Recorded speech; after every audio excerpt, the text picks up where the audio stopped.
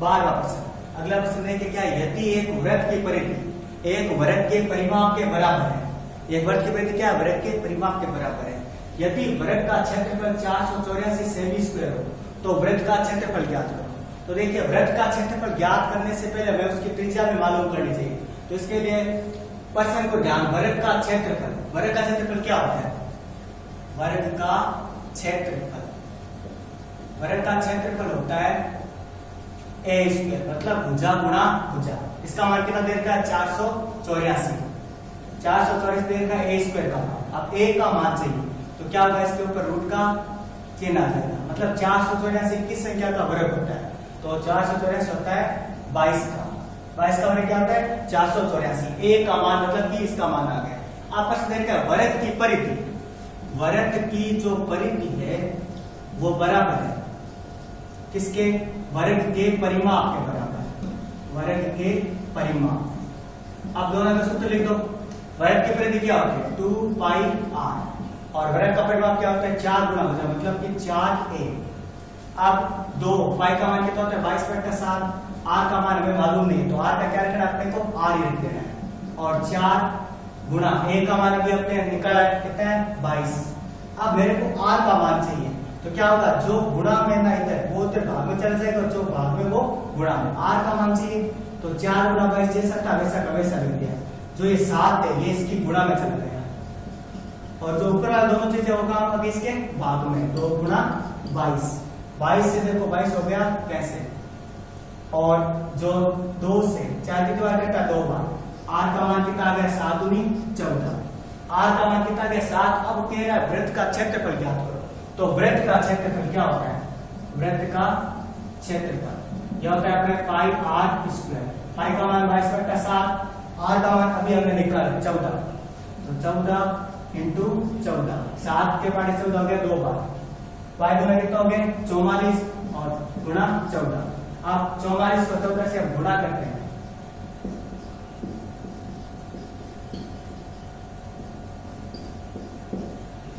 तो 616 प्राप्त होता है। तो अपने जो इस वृत्त का जो क्षेत्रफल है वो अपने को 616 सेंटीमीटर स्क्वायर यानी वर्ग से भी प्राप्त होता है।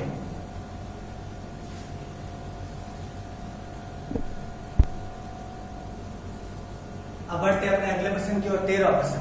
यदि किसी बेलन की त्रिज्या 3.5 सेमी तथा ऊंचाई 14 सेमी तो बेलन का आयतन ज्ञात करो। तो इसके लिए आपको बेलन के आयतन का सूत्र पता रहना चाहिए। बेलन का जो आयतन है उसका क्या होता है सूत्र, बेलन के आयतन का सूत्र होता है पाई r स्क्वायर h, पाई r स्क्वायर h। पाई का मान 22/7, r का मान 3.5, स्क्वायर है तो इसको कितनी बार लिख दो 2 बार, और h का मान 14। देखो 7 से ये 14 कितनी बार कटा 2 बार, बाई गुना कितना हो गया 44। अब 3.5 को 3.5 से गुणा करते हैं तो कितना होता है 12.25। अब 1225 को 44 से गुणा कर दो और पीछे से 2 अंकों के बाद क्या लगा दो 10 किलो का चेन लगा दो, तो 1225 को 44 से गुणा करते हैं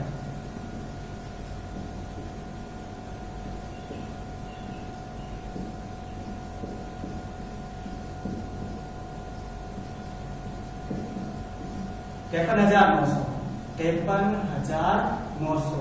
क्योंकि हम आयतन ज्ञात करें तो क्या होगा ये सेमी क्यूब होगा।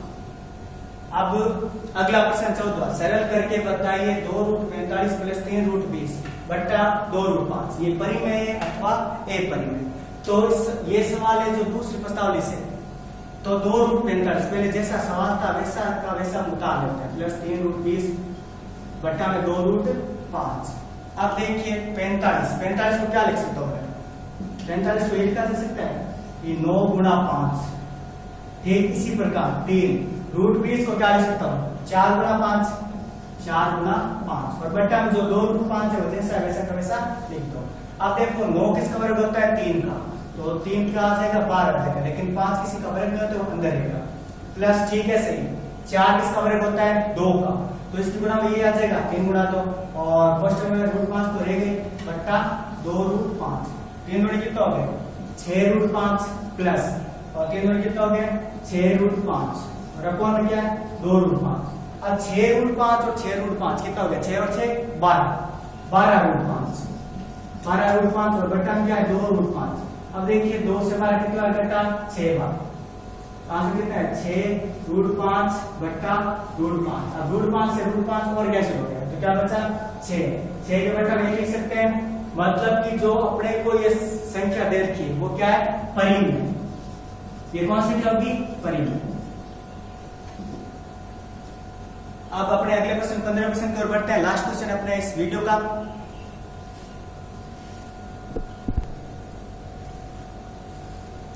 अब देखिए अगला प्रश्न क्या है अपने, एक सीधे हुए ऊर्ध्वाधर पोल पर यातायात केंद्र के लिए कैमरा लगा है। एक यहाँ पर अपने क्या है पोल है, ठीक है, ये सीधा पोल है, इस पर एक यातायात केंद्र, यहाँ पर एक कैमरा लगा है। यहाँ पर क्या है कैमरा है जो पोल के शीर्ष से 25 मीटर दूर, यानी पोल के शीर्ष से 25 मीटर दूर, यहाँ पर ये मान दूरी कितनी है 25 मीटर।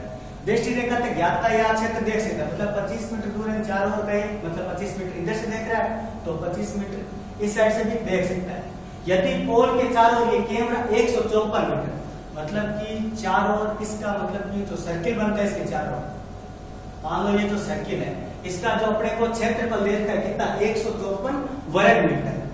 तो यातायात क्षेत्र देख सकते हैं, तो पोल की ऊंचाई ज्ञात करनी, जो पोल की ऊंचाई ये जो h है इसको ज्ञात करना है, इसको मैं नाम दे देता हूं ABC।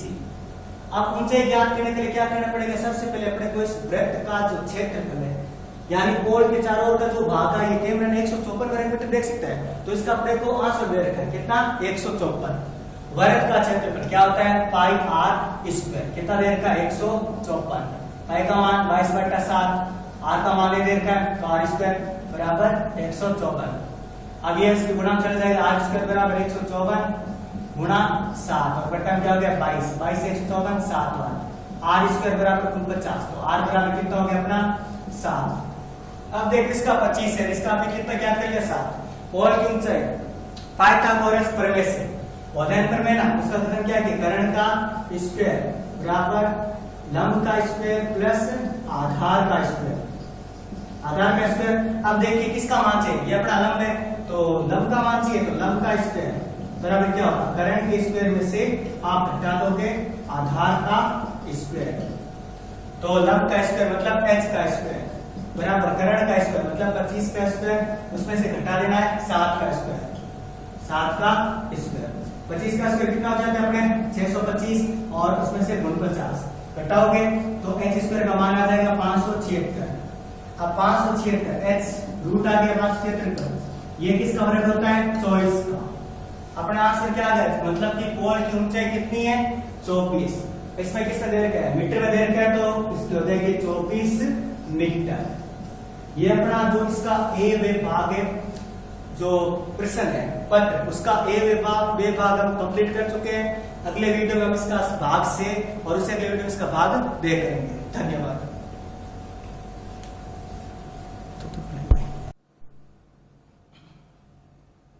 नमस्कार साथियों, मैं प्रभु रंगावत आपका फिर से स्वागत करता हूं एवीएम नोका के इस यूट्यूब चैनल पर। तो आज देखिए हमने जो पिछले भाग में इसका भाग ए व बे भाग सॉल्व किया है, तो आज के इस वीडियो में इसका से भाग है जो कराने जा रहा हूं। तो से भाग का जो अपना पहला प्रश्न है वो बोर्ड पर कुछ इस प्रकार है, देखिए दो व्यंजकों का गुणनफल x + 7 bracket x square plus 8x plus 12 है। इन व्यंजकों का HCF x + 6 हो तो इसका एलसीएम ज्ञात करो। तो देखिए अपने को इसको करना है सॉल्व। तो सबसे पहले आपको मालूम होना चाहिए कि एक इक्वेशन होती है कि पहली संख्या गुणा दूसरी संख्या जो बराबर होती है एलसीएम इनटू HCF, मतलब कि पहली संख्या और दूसरी संख्या मतलब व्यंजकों का जो गुणनफल है वो HCF तथा एलसीएम के गुणनफल के बराबर होता है। तो हम क्या करेंगे, देखो पहली संख्या और दूसरी मतलब व्यंजकों का गुणनफल अपने को क्या दे रखा है x + 7 और x स्क्वायर जो दे रखा है वो एज इट इज मैंने लिख दिया कि x + 7 है और ये कितना दे रखा है अपने को x square plus 8x plus 12 बराबर एलसीएम दे रखा है, क्या ज्ञात करना है। तो एलसीएम का आप एलसीएम रखो गुणा HCF कितना दे रखा है अपने को x + 6। अब चूंकि हमें एलसीएम ज्ञात करना है, क्या ज्ञात करना है एलसीएम, तो जो x + 6 उधर गुणा में इसके पास आएंगे तो किस में चले जाएंगे बताइए जो x प्लस 7 और x square plus 8x plus 12 है, तो ये जो x प्लस 6 ना, ये क्या आ जाएगा, इसके भाग में आ जाएगा x प्लस 6। अब देखिए अपने को क्या करना है कि इन दोनों को जैसा है वैसा का वैसा रखना है, लेकिन जो ये समीकरण है, ये क्या है, द्विघात समीकरण है, इसको अपने को हल करना है। तो हल करते हैं, चलिए x प्लस 7 का x प्लस 7 रखा। अब देखिए x square plus 8x plus 12, मतलब कि ऐसे दो टुकड़े बताने जिनको जोड़ने या घटाने पर आ जाए 8 और गुणा करने पर कितने आ जाए 12। तो ऐसे दो टुकड़े हो सकते हैं x स्क्वायर प्लस 6 और 2। क्यों? क्योंकि 6 और 2 को अगर मैं जोड़ूं तो कितने आ जाते हैं 8 और गुणा करूं तो कितना आ जाते हैं 12।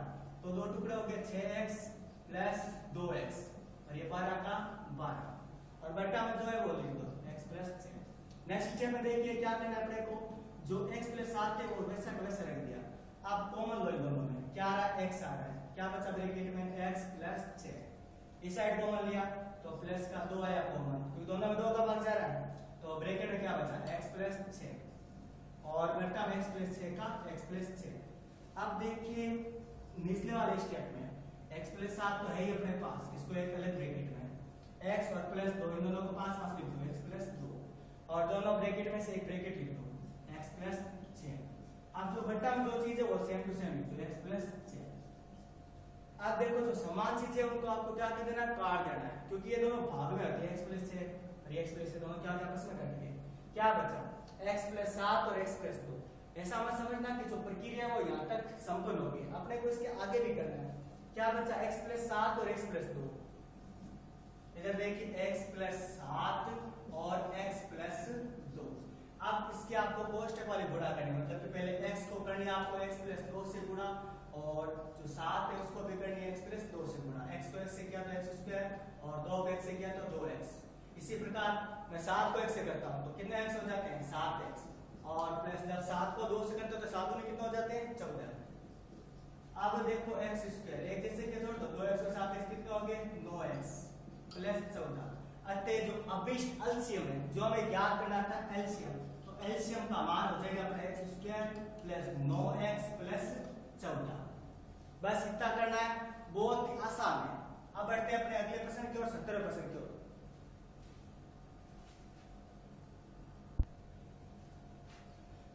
तो 17वां प्रश्न देखिए अपने को क्या बोल रहे हैं कि यदि समांतर श्रेणी का कोई एक समांतर श्रेणी है जिसका छठवां व 17वां यानी छठा पद है जो ये 19 है और 17वां पद क्या है 41 है और अपने को क्या ज्ञात करना है 40वां पद। तो पहले इसको गणित रूप में लिख देता हूं कि a6 अपने को कितना देर का है बताओ, a6 19 देर का है और जो a17 है उसका मान अपने को कितना देर का है, उसका देर का 41 और ज्ञात क्या करना है अपने को a40 ज्ञात करना है, ये अपने को मालूम नहीं है। तो सबसे पहले देखिए तरीका आपको बता देता हूं। an वाला जो फॉर्मूला ना an बराबर a plus n minus 1 into D.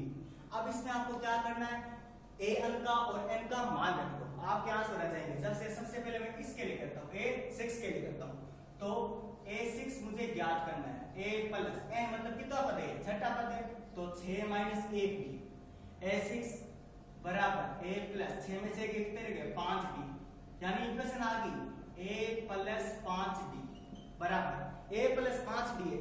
a6 का मान देर का ना कितना देर का 19, तो इसको दे दो आप इक्वेशन फर्स्ट। इसी प्रकार आगे क्या लिखोगे आप, इसी प्रकार मैं अगर इसके लिए करूं तो देखिए a का है प्लस, यहां से देखो मैंने एक कम किया तो इधर भी एक कम करना पड़ेगा। देखो 6 में से एक कम किया तो कितना हो गया 5 डी, तो 17 में से एक कम करो तो कितने हो जाएंगे 16 डी बराबर इसका मान रखो कितना है 41। ये आपकी क्या इक्वेशन सेकंड है। आपको इसी प्रकार करना है, विस्तार से मैं नहीं बता रहा हूं।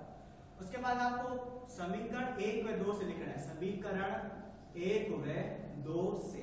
समीकरण 1 व 2 लेते हैं, ये a प्लस 5d बराबर 19 और ये a प्लस 16d बराबर 41। अब चूंकि चिन्ह चेंज करने की आवश्यकता पड़ेगी तो हम क्या कर लेते हैं चिन्ह चेंज कर लेते हैं, माइनस माइनस एंड माइनस, ये दोनों कट गए। अब ज्यादा देखिए किसके माइनस के कितने थे 16 में से 5 के कितने रहे 11 और यहाँ पर अगर इसमें से घटाऊं मैं तो कितने रह जाते हैं 11 में से हो गए 2 और यहाँ पर रहे 3 में से 2 22। वो भी ज्यादा किसके माइनस के, तो माइनस का आंसर है इस माइनस ये माइनस का हो गया कैंसिल हो गया 11d is equal to 22। D का मान क्या आ गया 22 अपॉन 11 मतलब कि 2, डी की वैल्यू कितनी आ गई 2। अब डी का जो मान है वो किसी भी समीकरण में रख दो। ध्यान से देखना है, मैं आगे यहाँ पर और करवा रहा हूँ, बहुत ही बड़ा प्रश्न है, तभी तो आपको 3 नंबर मिलेंगे। तो जो डी का मान है वो फर्स्ट समीकरण देते हैं, a + 5d = 19, a + 5 गुणा, क्योंकि कोई चीज नहीं मतलब गुणा का चिन्ह, डी का मान कितना है 2 बराबर कितना है 19, a + 5 में कितना हो गया 10 बराबर 19, तो a का मान प्लस का 10, उसके पास क्या किसका हो गया माइनस का, तो a का मान कितना रह गया 19 + 10 गए तो 9। अब देखिए a का मान आ गया 9, d का मान आ गया कितना 2 और n का मान कौन सा पद ज्ञात करना है 40वां, तो n का मान कितना है 40, फॉर्मूले में मान रख दो an बराबर a + n - 1 * d। an तो हमें ज्ञात करना है, कौन सा पद ज्ञात करना है अपने को 40वां पद ज्ञात करना है। a का मान 9 + n - 1 मतलब कि 40 - 1 * d, d की वैल्यू कितनी है 2। अब देखिए a 40 बराबर 9 + 40 में से 39 गुणा 2, a 40 बराबर 9 + 39 में कितने हो जाते हैं 78। अब आपको दोनों को जोड़ देना है, a 40 बराबर 78 और 9 कितने हो जाते हैं 87, क्या हो गया इसके आंसर। ध्यान से करना है, दोनों की वैल्यू देखनी है, इसके अनुसार दो समीकरण बढ़ा देनी है, विलोमन से सॉल्व करना है, उसके बाद आपके a और d का मान आ जाएगा और n का मान क्वेश्चन में दे रखा है, और जब आप इस सूत्र में मान रखोगे तो आपके जो 40वां पद है वो कितना आ जाएगा 87। अब बढ़ते हैं अगले प्रश्न की ओर, 18वें प्रश्न की ओर।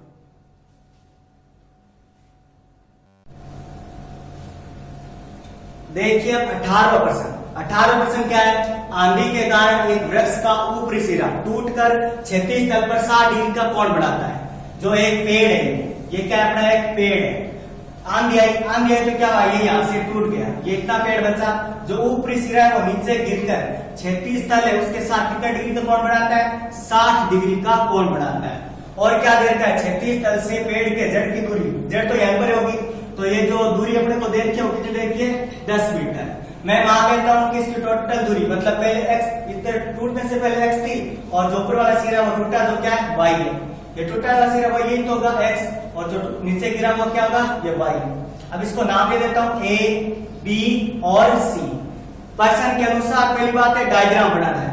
अब देखिए हमें त्रिभुज इन दोनों को लूंगा, तो पहले इसके लिए और इसके लिए, ये अपना क्या है लंब है और ये इसका कर्ण है, लंब और कर्ण। त्रिभुज एबीसी में, त्रिभुज एबीसी में देखो लंब और कर्ण किस में आते हैं, लाल बटे का सूत्र से आप देखोगे तो आएगा साइन थीटा में, तो साइन थीटा का मान कितना है 60 डिग्री बराबर लंब और कर्ण का मान रख दो, क्योंकि लंब बटा कर्ण होता है x बटा y, x बटा y। अब साइन 60 की वैल्यू कितनी होती है √3/2 बराबर x बटा y। अब y की वैल्यू चाहिए, 3 से गुणा कर दो प्रत्येक को, √3 को y से किया तो √3y और 2 को x से किया तो 2x। सिर्फ अगर हमें x की वैल्यू चाहिए, किसकी चाहिए x की वैल्यू चाहिए, तो ये 2 कहां चले जाएगा इसके भाग में, √3 2/y, ये समीकरण 1।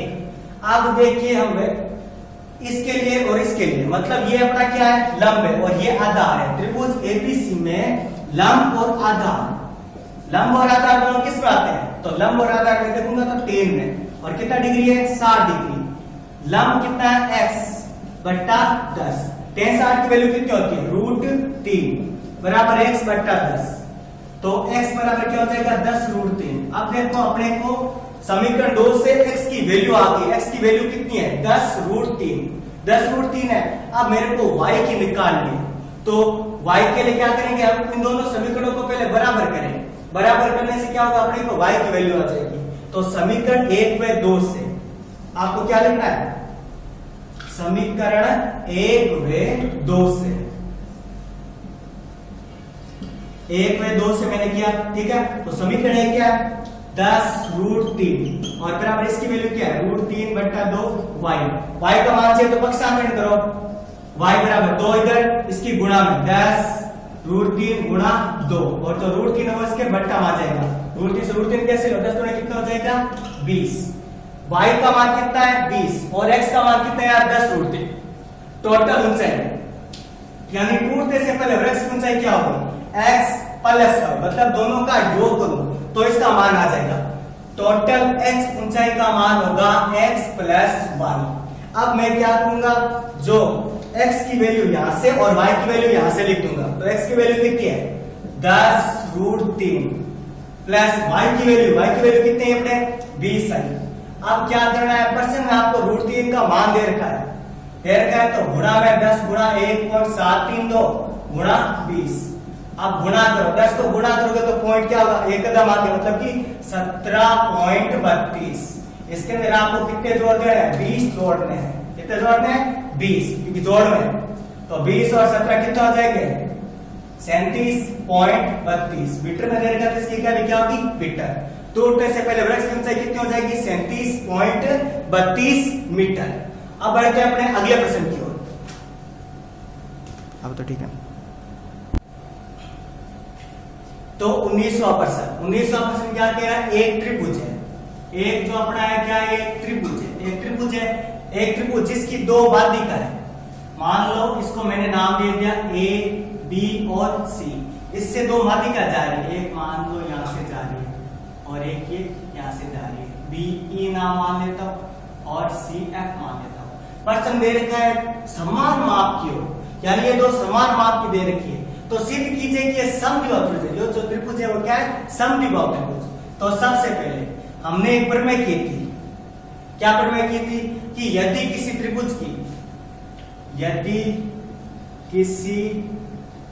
त्रिभुज की माध्यिकाएं आपस में समान, आपस में क्या समान रहे, आपस में समान हो तो उनकी माध्यिकाओं का अनुपात, माध्यिकाओं का अनुपात 2:1 होता है, 2:1 होता है। ठीक है, तो ये अपने पीछे प्रमेय कर रखी है। तो इसके अकॉर्डिंग क्या है, जो देखो कोई किसी भी माध्यिका बड़े वाला, इस मध्य बिंदु को मैं नाम दे देता हूं जी, जहां पर एक प्रतिच्छेद कर रही है।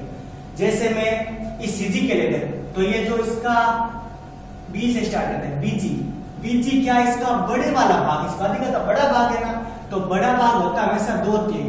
ये 2/3 है किसका BE का, ये समीकरण 1 के दो, यानी BE का 2/3 भाग क्या है BG। ठीक इसी प्रकार तो इसका GE क्या होगा बताओ, GE इसका 1/3 भाग, क्योंकि टोटल योग कितना होता है 1 होता है, तो ये 2/3 तो ये कितना हो गया 1/3 किसका BE का। ये इक्वेशन सेकंड। ठीक इसी प्रकार मैं किसके साथ करता हूं, अब दूसरी ये बात देता हूं CF के लिए। तो CF में जो CG है ये बड़ी माध्यिका है, तो ये कितना भाग होगा 2/3 किसका BE का। इसको समीकरण 3 दे दो। और ठीक इसी बात की अगर मैं GF की बात करूं तो ये जो GF होगा ये कितना होगा, ये 2/3 तो ये अपने आप कितना हो जाएगा 1/3 और किसका BE का। समीकरण 4। अब समीकरण देखो 1 व 3 से, समीकरण 1 व 3 से क्या होगा, समीकरण 1 व 3 से BG किसके इक्वल हो जाएगी CG क्या है, और जो BE है B तो देखो 2/3 2, बाकी सब CG इक्वल है, तो CG BG के इक्वल हो जाएगी। इसी प्रकार समीकरण 2 व 4 से, समीकरण 2 व 4 से कौन सी चीज इक्वल होने वाली है, देखो ये तो दोनों आपस में इक्वल है, तो GE किसके बराबर हो जाएगी GF के। GE is equal to GF। समझ में आ गया होगा। अब देखिए आपको क्या करना है, BG और CG आपस में बराबर है, BG और CG, और जो GF है GE और GF बराबर है। ये देखो सारी मुझे आंख इसमें रही है, तो मैं BG और CG देखता हूं तो BG और CG ये आ गए, और GE और GF मतलब GE और GF मतलब एक साइड एक तरह के त्रिभुज बन रहे हैं। दो अपने को क्या लेना है, 2 त्रिभुज लेना है। अगर मैं ये वाला त्रिभुज और ये वाला त्रिभुज दोनों त्रिभुज लूं और इन दोनों को क्या कर दूं सर्वांग समसिद्ध कर दूं, तो इसके संगत भाग अपना क्या हो जाएंगे बराबर हो जाएंगे। तो मैं लूंगा एक त्रिभुज BGF, त्रिभुज BGF व इस वाला त्रिभुज क्या है CGE, व त्रिभुज CGE में त्रिभुज BGF व त्रिभुज CGE में। अब क्या चीज बराबर होगी, देखो ये दो चीज तो ये लिख दो जो अपन ने अपने ऊपर प्रूव की थी, BG बराबर CG, मतलब कि ये इसके इक्वल है। और ऐसे देखो GF और GE मतलब GE किसके इक्वल है GF। और अब दोनों में कोण उपनिष्ठ है, देखो ये वाला कोण और ये वाला कोण, इस कोण का नाम पूरा नाम लिख दो, कोण BGF। जो त्रिभुज का नाम है उसका कोण लिख दो, कोण BGF इज इक्वल टू कोण CGE। अब देखिए तीन चीजें बराबर है तो दो भुजा और एक कोण, दो भुजा और एक कोण मतलब कौन सा लगेगा, अस ए अस नियम से, अस से अस मतलब कि भुजा कोण भुजा नियम से। जो दोनों त्रिभुज लिए थे अपने, त्रिभुज BGF, अब सर्वांग समता का चिन्ह लगा दो और ये किसके सर्वांग सम होगा, त्रिभुज CGE, त्रिभुज CGE सर्वांग सम हो गया। अब आगे आप लिखोगे कि सर्वांग सम त्रिभुजों के संगत भाग बराबर होते हैं। सर्वांग सम त्रिभुजों के जो संगत भाग होते हैं ना, संगत भाग बराबर होते हैं। अब देखो ये वाला त्रिभुज और ये वाला त्रिभुज दोनों सर्वांग सम है, तो ये इसके संगत भाग मतलब ये वाली भुजा और ये वाली भुजा भी बराबर होगी, मतलब कि BF वो किसके इक्वल होगी, CE। BF बराबर CE, BF बराबर C है। अब दोनों तरफ 2 की गुणा कर दो, 2 गुणा BF और 2 गुणा CE, तो इसका मान कितना होता है, 2 गुणा BF मतलब कि AB और बराबर AC। मैंने प्रूव कर दिया है जो AB है वो AC के बराबर, दो भुजाएं बराबर सिद्ध कर दी। तो समद्विबाहु त्रिभुज का नियम ये होता है, यदि किसी त्रिभुज की दो भुजाएं बराबर हो तो वो त्रिभुज क्या होता है, समद्विबाहु त्रिभुज। एज प्रूव, इतनी सीधा लिख देना आप लास्ट में, इतनी सीधा। अगर कब लिखना चाहते हो लिख देना कि ये जो त्रिभुज है वो क्या है, समद्विबाहु त्रिभुज है। अब बढ़ते अपने अगले प्रश्न की ओर।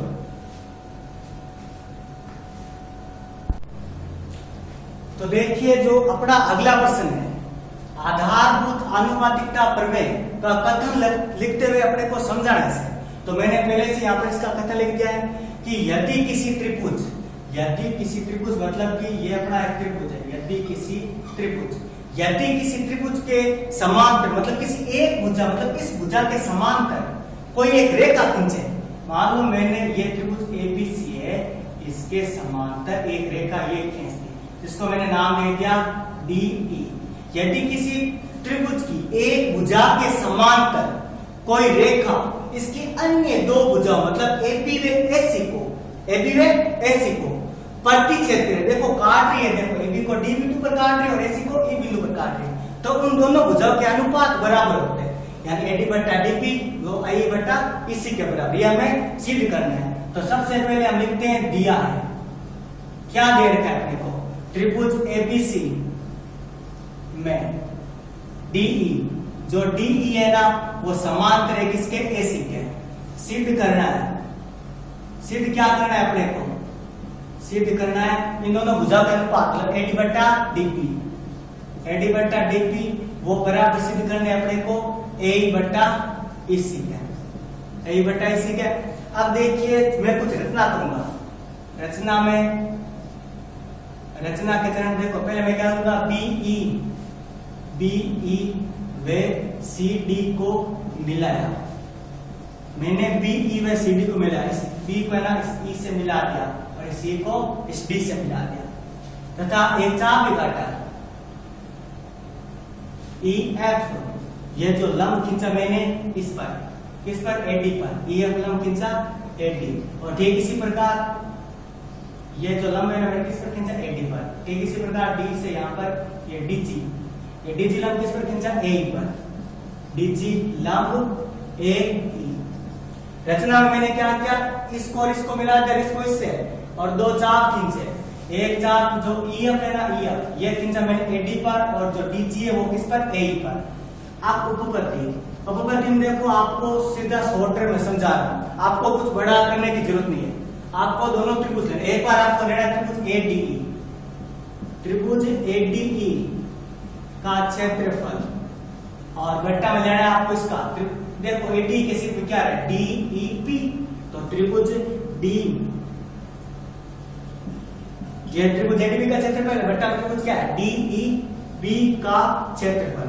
हम जानते हैं कि त्रिभुज का क्षेत्रफल क्या होता है, त्रिभुज क्षेत्रफल होता है 1/2 आधार गुणा ऊंचाई, तो 1/2 गुणा इसका आधार क्या है, देखो त्रिभुज ADB का आधार और ऊंचाई बताना, आधार इसका जो लंब खींचा मैंने AD पर, जो लंब खींचा ADB पर, क्या लंब खींचा, EF हो गया, और गुणा ऊंचाई इसकी हाइट, ये AD इसका आधार, ये EF क्या है इसकी ऊंचाई, EF ऊंचाई और AD इसका आधार, AD लिख दिया। और बट्टा में ठीक कैसे इसका करते हैं त्रिभुज DEB का क्षेत्रफल, तो 1/2 गुना इसकी भी ऊंचाई क्या रहेगी, जो ठीक उसकी ऊंचाई वो इसकी ऊंचाई रहेगी, तो इसकी ऊंचाई क्या रहेगी EF। लेकिन इसका आधार ये अपना DB, क्या है DB। अब दोनों को हम सोल्व करते हैं, तो 1/2 से 1/2 क्या हो जाता है, कैंसिल हो जाता है, और EF से EF कैंसिल हो जाता है, तो इसकी वैल्यू कितनी आ जाती है AD/DB।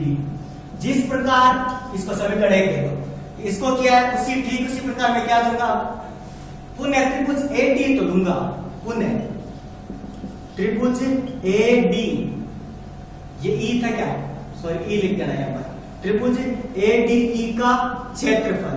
और जो बट्टा में अब पहले देखो मैंने ये वाला लिया था, क्या ये वाला त्रिभुज ले रहा हूं मैं, DEC, त्रिभुज DEC का क्षेत्रफल, ठीक है। तो इसमें भी क्या करना है अपने को, इसी तरह करना है, त्रिभुज का क्षेत्रफल तो 1/2 आधार गुणन चाहिए, लेकिन अब क्या मैं इस छोर को दे रहा हूं इसको, ठीक है, तो क्या होगा 1/2 गुणा, अब इस पर लंब कौन सा खींचा आपने, जिस प्रकार मैंने इस साइड वाला लंब लिया था, कौन सा EF लिया था ना, इस पर क्या दूंगा DG, तो DG गुणा, अब इसका आधार इस साइड देखें तो आधार क्या होता है इसका AE, और बट्टा में इसके DEC में देखो, DEC में इसका जो ऊंचाई होगी, जो दोनों सेम होगी, तो इसमें DG है तो नीचे वाले त्रिभुज की ऊंचाई कितनी होगी, DG रहेगी, तो 1/2 गुना DG। और अब इसका आधार की बात करें तो आधार क्या है अपना EC। अब देखो DG से DG कैंसिल, 1/2 से 1/2 कैंसिल, तो इसकी वैल्यू कितनी आ जाती है AE/EC। ये समीकरण 2। अब आपको लिख देना है समीकरण 1 व 2 से, समीकरण 1 व 2 से दोनों को बराबर कर दो, AD/DB is equal to AE/EC, इतनी सीधा। अगर आप भाषा वगैरह और लिखना चाहते तो इसको चरण और बढ़ा सकते हैं, लास्ट में ये कथन वापस पुनः लिख सकते हैं, लेकिन कुल मिला के तरीका यही है इसको करने का। अब बढ़ते अपने अगले प्रश्न की ओर, 21वां प्रश्न। अब देखिए अपना जो 21वां प्रश्न है, अगला प्रश्न 21वां, तो ये प्रश्न देखिए अपने 13वीं प्रश्नावली उससे संबंधित है कि वृत्त के बाहर स्थित किसी बिंदु से खींची गई स्पर्शरेखाएं आपस में बराबर होती है, ये अपने को सिद्ध करना है। ये कोई वृत्त है जिसका केंद्र यहाँ पर है O, अब यहाँ पर कोई बाहर स्थित है बिंदु P, तो ये कह रहा है यहां से अगर इसकी स्पर्शरेखाएं खींचे, ये और ये दोनों आपस में बराबर होती है, ये क्या होती है दोनों आपस में बराबर, ये आपको क्या करना है प्रूव करना है। तो मैं जहां पर ये मिल रहा है वहां पर A व P नाम दे देता हूं, ठीक है। अब देखिए दिया है मैं आपको जो प्रश्न दे रखा है कि एक वृत्त जिसकी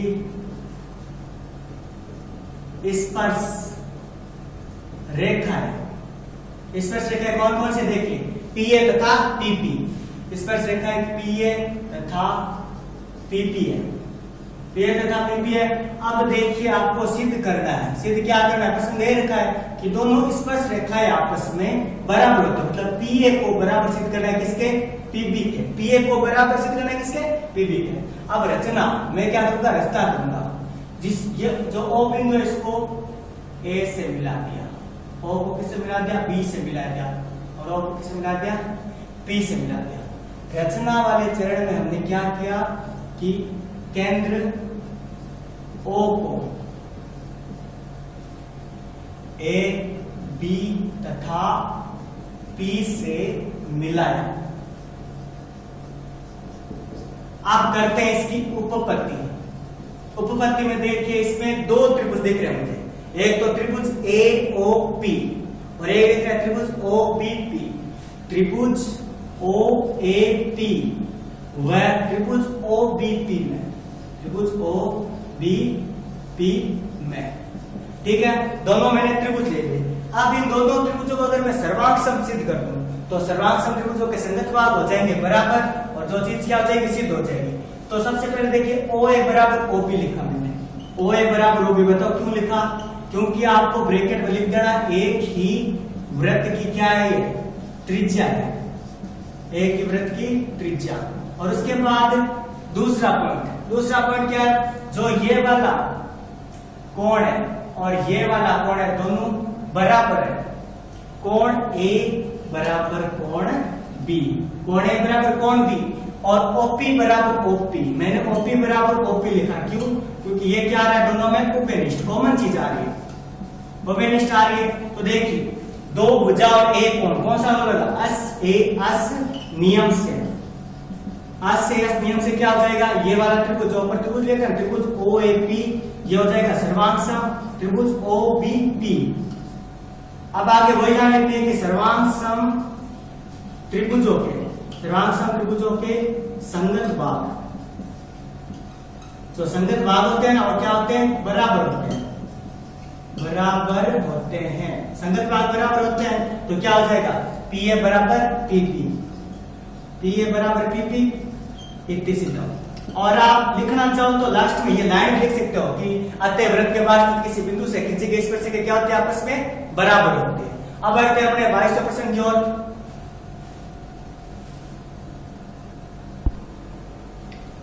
तो देखिए 22% क्या कह रहा है कि त्रिभुज एबीसी के अंतर्गत वर्ग की रचना करनी, अंतर्गत मतलब जो त्रिभुज के अंदर वर्ग बढ़ाना है, जबकि बीसी बराबर 5.8 सेमी, एबी बराबर 5 सेमी तथा कोण बी बराबर 55 डिग्री।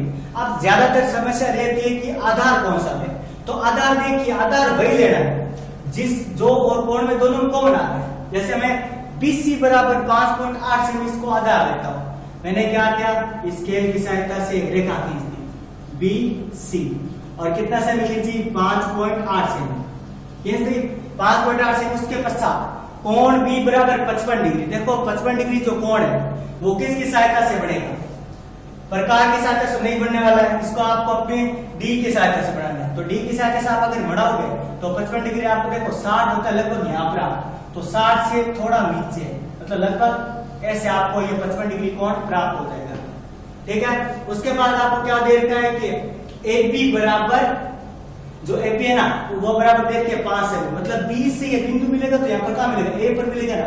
तो आपको पटरी की सहायता से, पटरी और प्रकार की सहायता से आपको 5 सेमी का चाप माप लेना है, और यहाँ से 5 सेमी का चाप काट लेना। जैसे आपने चाप मापा और इसको यहाँ पर काट दिया, यहाँ पर मान लो आपके कट गया, जहां पर चाप कटा उसको बीच से और इससे दोनों से मिला दिया। अब जो एक्स्ट्रा लाइन है उसको आपको क्या कर देना है, मिटा देना है। अब अंतर्गत वर्ग की रचना करनी है, अंतर्गत वर्ग की रचना करनी। अंतर्गत का मतलब आपको किस किस का समद्विभाजक चाहिए, आपको भुजाओं का समद्विभाजक करना है, तीनों भुजाओं का समद्विभाजक, मतलब आधे से ज्यादा चाप और के ऊपर की ओर चाप है, नीचे की ओर चाप, इधर से कैसे करोगे ऐसे करोगे और इस लाइन को सीधा मिला देना है, ठीक है। ठीक इसी प्रकार इस भुजा में भी ऐसे करना है, एक ऊपर की ओर चाप एक नीचे की ओर चाप, इससे भी ये और ऐसे आपको एक सीधी लाइन ऐसे मिलेगी, और इसके साथ आप ऐसा करोगे ऊपर चाप और एक नीचे वाला चाप, और जब इस लाइन को इससे मिलाओगे तो ये अपने को क्या प्राप्त हो जाएगा, इसका केंद्र प्राप्त हो जाएगा। इस केंद्र को मानते हो आप इसके अंतर्गत क्या कर दोगे, वृत्त की रचना कर दोगे, यहाँ पर आपको इसका केंद्र प्राप्त होगा, और ये अपने इसके अंतर्गत क्या होगी, वर्ग की रचना। बस आपको इसके तरीके से मतलब है कि आप अपने को सवाल करना कैसे है। अब रचना के चरण की बात करते हैं तो आप लिखोगे सर्वप्रथम कच्चा चित्र बनाएगा, तत्पश्चात एक 5.8 सेमी रेखा खींची, कोण बी से, कोण बी पर चांदे की सहायता से 55 डिग्री का कोण बढ़ाया, ए बी बराबर 5 सेमी का प्रकार खोलते हुए ऊपर की ओर चाप काटा, ठीक है। चाप जहां पर मिला वहां पर ए नाम दिया, क्या नाम दिया, ए। अब बिंदु ए को सी से मिलाया, बिंदु ए को किससे मिलाया अपन ने, सी से। उसके बाद आपको लिखना है कि प्रत्येक भुजा बीसी का लंबसम विभाजन किया, भुजा एसी का लंबसम विभाजन किया और भुजा एबी का लंबसम विभाजन किया, और तीनों बिंदु जहां पर मिले उसको केंद्र मानते हुए त्रिभुज के अंतर्गत वर्ग की रचना की। उसके बाद लिख देना रचना पूरी हुई। इस प्रकार जो आपका एक क्वेश्चन हो जाएगा। अब बढ़ते हैं अपने अगले प्रश्न की ओर, 23वां। देखिए अपना जो अगला 23वां प्रश्न है वो क्षेत्रमिति से संबंधित है।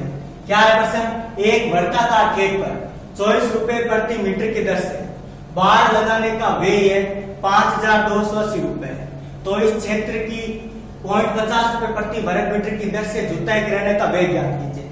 अब देखिए कोई बाढ़ है और जो खेत कैसा वृत्ताकार है, जो वृत्त है ये वृत्ताकार खेत है, इसके चारों ओर इसमें क्या लगी है, बाढ़ लग गई है। क्या लगी है, बाढ़ लग गई है। तो बाढ़ लगने का वेग कितना दे रखा है, 5280।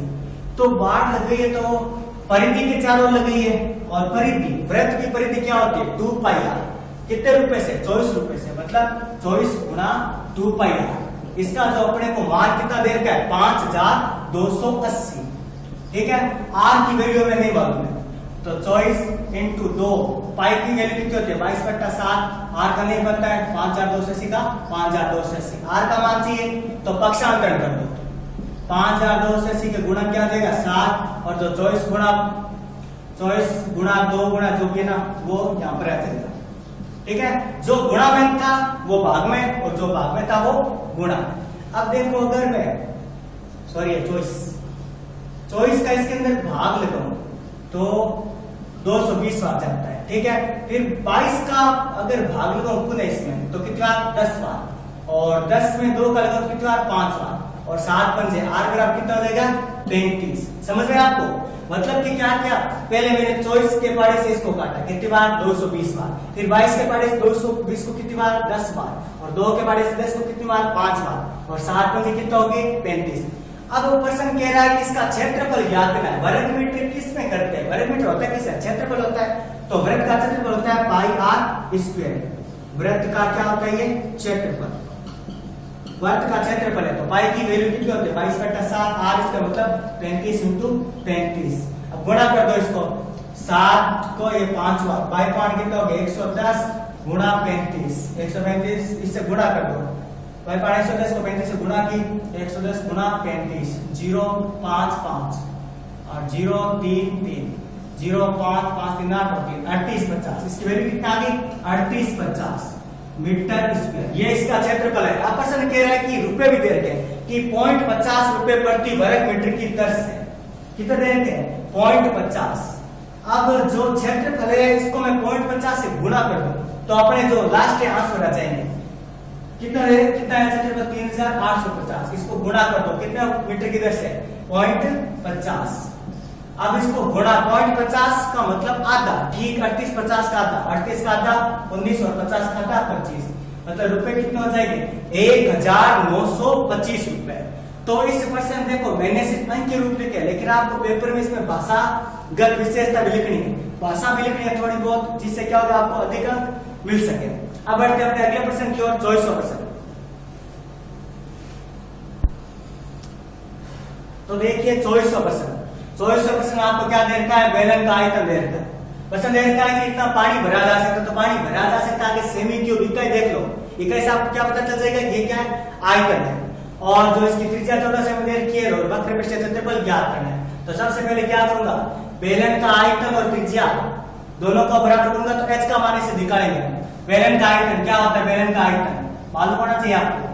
बेलन का आयतन होता है pi r square h, pi r square h. तो पाई आर स्क्वायर एच की वैल्यू मतलब उत्तर कितना दे रखे अपने को, 30800। अब पाई का मान 22/7 आर स्क्वायर मतलब 14 × 14, और एच का मान नहीं दे रखा है बराबर 30800।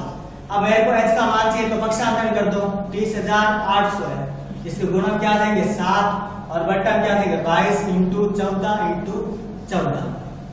अब 7 के पाड़े से 14 कितनी बार कटता है, 2 बार।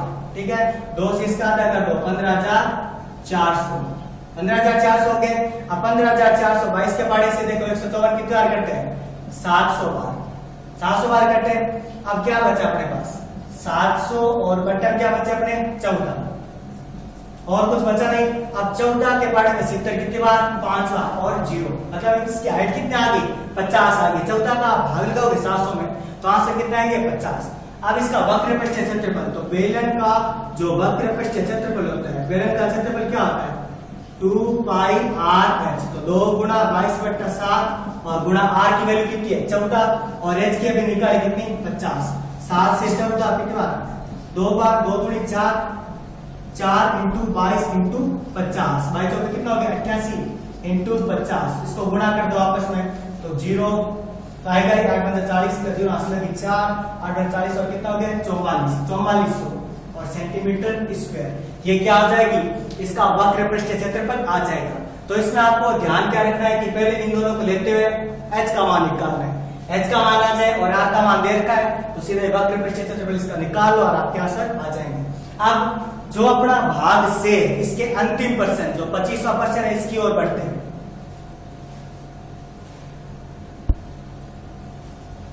तो प्रायिकता से जो ये पर्सन है ये दो पार्ट में आएगा 3 + 3। तो देखिए पहला पर्सन 25वें का फर्स्ट पार्ट क्या है, दो 500 को एक साथ उछालने पर, दो 500 को एक साथ उछालने पर अंकों का योग 7 आने की प्रायिकता ज्ञात करो। तो देखो पहले इसका यह होता है a की पावर n, मतलब कि टोटल इसमें कितना होते हैं 6 और n का मतलब कितनी बार चलता है 2 बार, 6 × 6 टोटल कुल प्रायिकता कितनी हो जाएगी 36 हो जाएगी। अब 7 कैसे आ सकते हैं, मान लो पहले पास से 1 है तो दूसरे में 7 कैसे, दोनों के योग 7 के 6 आ जाएगा, तब या इसका उल्टा कर दो 6 और 1। अगर मान लो 1 में 2 आ गए तो दूसरे में कितना आएगा 5, इसका उल्टा कर दो 5 और 2। ठीक इसी प्रकार अगर 3 आए 1 में तो दूसरे में कितना आ जाएगा 4 और एक इसका ठीक उल्टा कर दो 4 और 3। और कितनी प्रायिकता लास्ट कितनी प्रायिकता आने की उम्मीद है, तो कितनी प्रायिकता 1 2 3 4 5 और 6 अनुकूल घटता है। प्रायिकता प्रोबेबिलिटी क्या होती है, अनुकूल घटना है बट्टा क्या होता है कुल संभावित घटना।